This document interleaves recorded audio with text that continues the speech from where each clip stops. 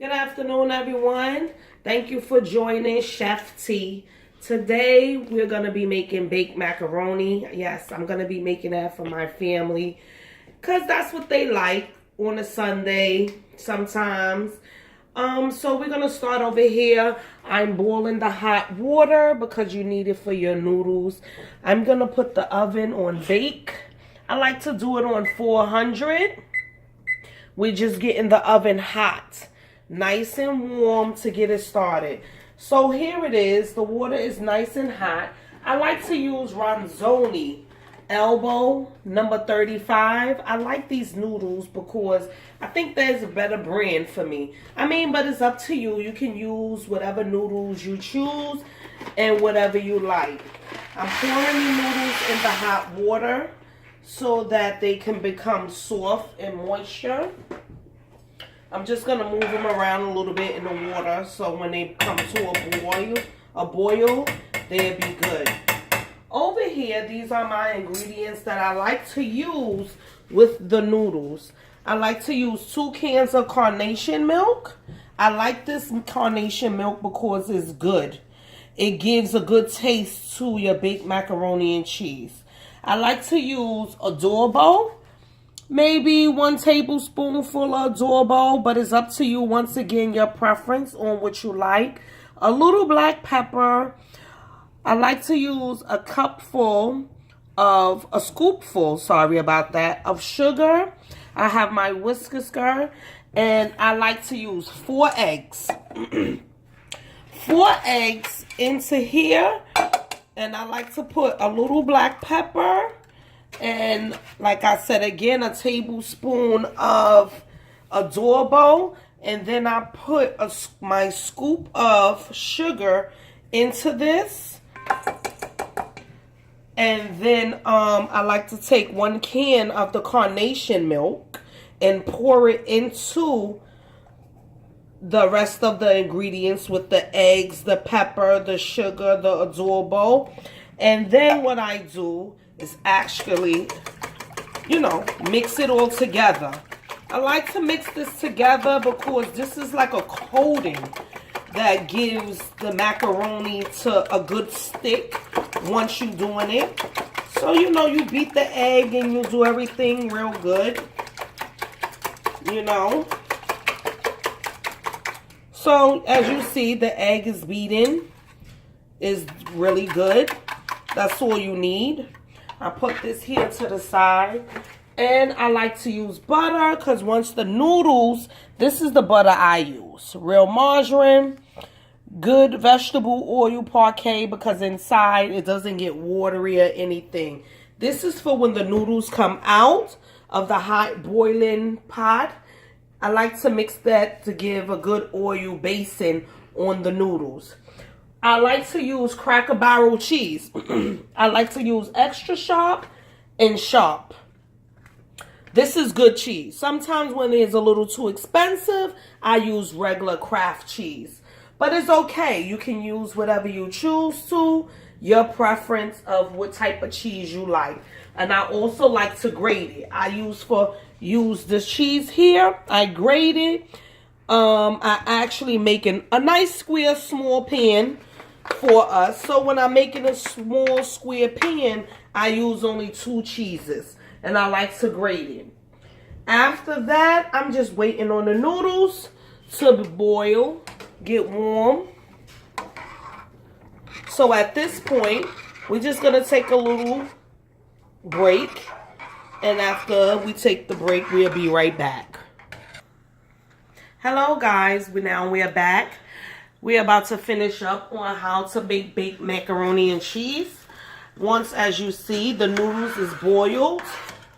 You see, I like when they're not hard, they're just flush at the tip where they're supposed to be. You don't want the noodles to bust open because then it'll become too mushy. So now what we're going to do is take the pot off the stove.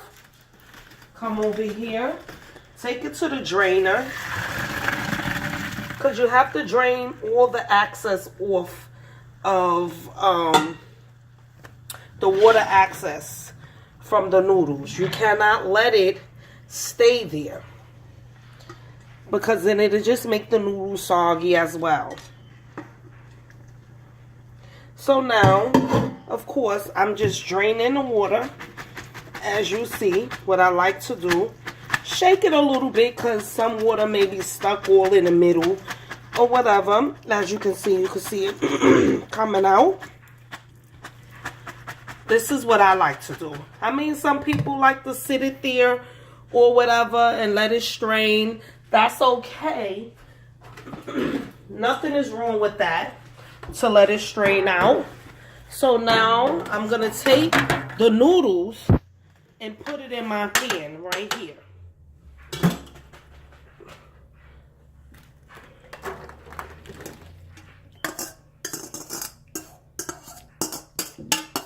Just like to get all the things, stuff them around, whatever.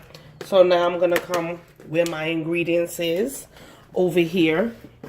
So now at this point, I like to take a spoon. This is good. A spoonful of butter. Put it in. I like to mix it around my noodles. This is giving the noodles a little life, as you can say. Oil, make it so it could be fluffy. You don't want the noodles to be sticking together. And I mean, to your preference, you could put as much butter as you want. Sometimes you may need a little more than what you scooped up. So at this point, I could take just a little bit.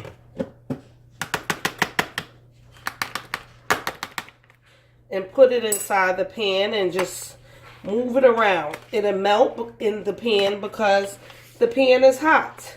The noodles are hot. So you just mix it around. You don't need too much. So I like to do that. As you see, the butter melted. At this point, I like to take my little bit of adobo and just shake it down. You don't have to do too much. I do it twice, one coming up and one coming down. A little bit of pepper. You don't have to put pepper because the adobo has pepper in it already, but that's what I like to do.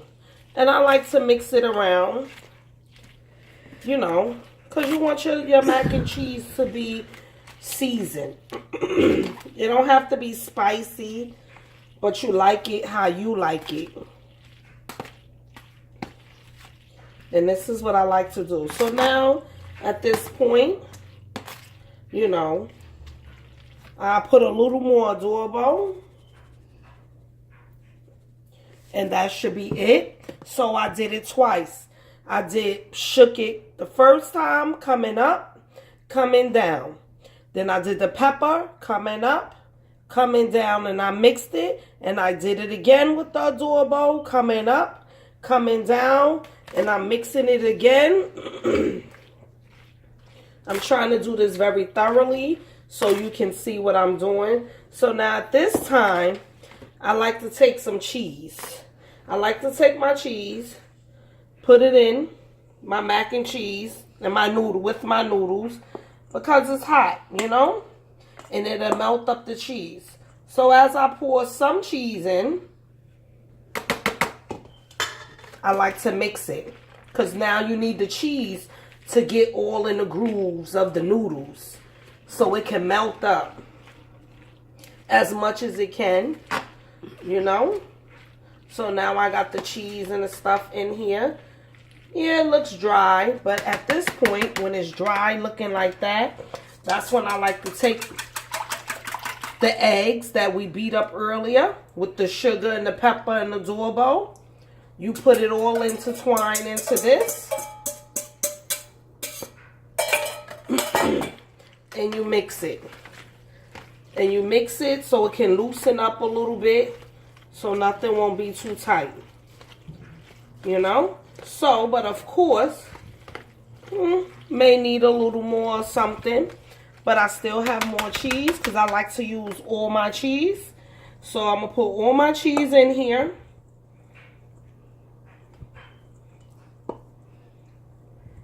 All my cheese. Don't worry, it'll be melted in.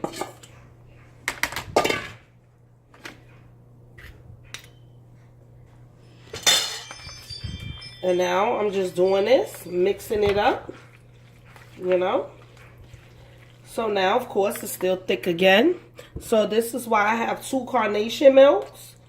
You put it in. Sometimes you may have to use 2.5 or 3 carnation milks because you cannot have the noodles and things stiff. When it's too stiff, then you need a little more milk that goes to it. But this is how you keep mixing it so the cheese could get in. It may look white now, but when it bake, it'll all go. See, it's letting me know that I can use, what I'm going to do is put a little pepper to it. Going up, coming down. That's it. And I'm going to take a little, I made pass some extra carnation milk. So I just mix it up with the rest. As you can see, it got a little looser. That's what you want to happen. You don't want this to be too stiff because then the mac and cheese won't be right. You don't need as much. So now basically this is the finished product on how to make baked macaroni and cheese. So now I'm going to just sit it out. And now I'm going to get ready to put it in the oven. That's why I turned on the oven from earlier, because I like the oven, I like the oven to be warm, hot. Because when it's hot, it makes the cheese and everything melt good. I like to put this thing in my oven. It's nothing but aluminum pan cover. I like to put it there on top of my racks in my oven so that if something spill, it won't spill in the oven and give it a burning smell. It will spill on top of the foil. So if anything, it won't mess up your oven. You see how I sit it there nicely?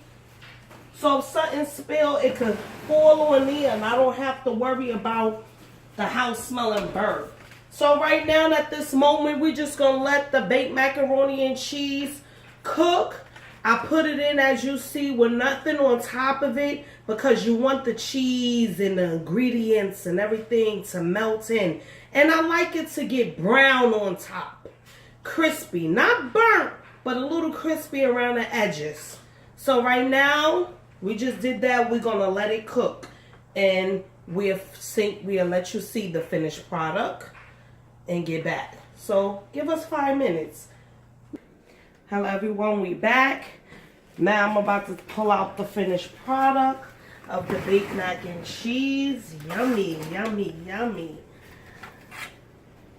Now everyone, this is what I'm talking about. How the cheese should be melted. A little golden brown around the edges. And it lets you know that it's done. It don't have to be too dark, but you want it crispy enough so that the cheese can melt in. Thank you everyone for watching Chef T. Please like and share my video and come back again to see other videos I will be posting soon. Have a good day.